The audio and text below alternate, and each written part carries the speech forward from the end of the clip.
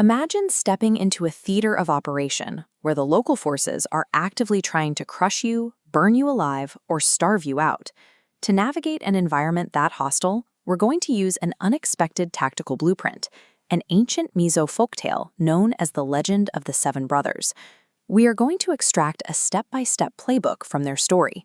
By the end of this, you'll know exactly how to delegate squad roles, deflect lethal ambushes, and manipulate a vastly superior enemy into handing over their best assets.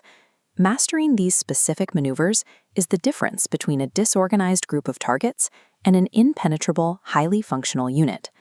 Step 1 in any hostile territory is identifying your objective before you walk in blind. That requires a dedicated reconnaissance role. This chart shows exactly how the brothers executed this. They relied on Thawnthu, the team's designated seer, to scan the horizon and pinpoint her exact location at a hostile camp before they ever moved an inch. But finding the target is only half the battle. Once you arrive, you have to survive the locals. The brothers' first test was a blunt force ambush, triggered when their adversary, the man-eating Sichangneii, dropped a massive tree directly onto their campsite. This diagram illustrates the tree maneuver. Facing the downward force of falling timber, thawnthu acts as the structural pillar to brace the load. Simultaneously, thawnthu hollows out a trench, creating a localized safe zone right under the crushing weight. The absolute worst thing a unit can do here is panic and scatter. The hit radius of a falling object of this size is usually way too large to outpace. Surviving a massive physical ambush relies completely on holding a rigid formation and executing your specific role without hesitation. Next, we escalate to an open-field area of effect attack, a rapidly spreading ring of intense fire closing in tightly on a central point. When the Sichangneii sets the field ablaze to trap the brothers, running is useless.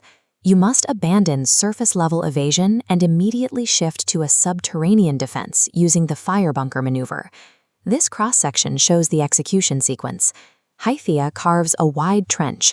Once inside, thawnthu seals the entrance, blocking ambient heat. Leaving this bunker unsealed or a member exposed is a fatal error. The absolute seal maintains the cool zone. But external elements aren't your only threat. Later in their journey, the brothers are blinded by chaff thrown by an enemy called the thawnthu, introducing a severe internal complication: managing vital supplies when your team is physically compromised. While blind, the team realizes an extra hand is quietly stealing their hunted meat during distribution. To root out this silent threat, the youngest tactician, thawnthu, initiates the hand check inventory system. The method is highly effective. As he distributes the rations, thawnthu challenges every single hand, asking, "Whose hand is this?" When the seventh hand fails, he instantly grabs it, neutralizing the intruder and restoring the team's vision in the process. Strictly auditing your resources under duress is the most reliable way to expose hidden saboteurs and regain operational clarity. Now that the squad is secure from ambushes and infiltration, they have to deal with the thawnthu herself. The core rule for handling a vastly superior enemy is simple: never engage in head-on combat. Instead, you use psychological containment. Take a look at this rendering. thawnthu weaves a massive, reinforced bamboo basket and tells the thawnthu it's designed to hold a giant rooster. He weaponizes her own curiosity. She naturally leans in to investigate the trap. The second she steps inside to test the size, thawnthu triggers the locking mechanism, caging her completely. Once the target is contained, you enter a rigid negotiation protocol. Under no circumstances do you release a trapped hostile without securing a comprehensive ransom. This chart tracks the immediate tactical upgrade.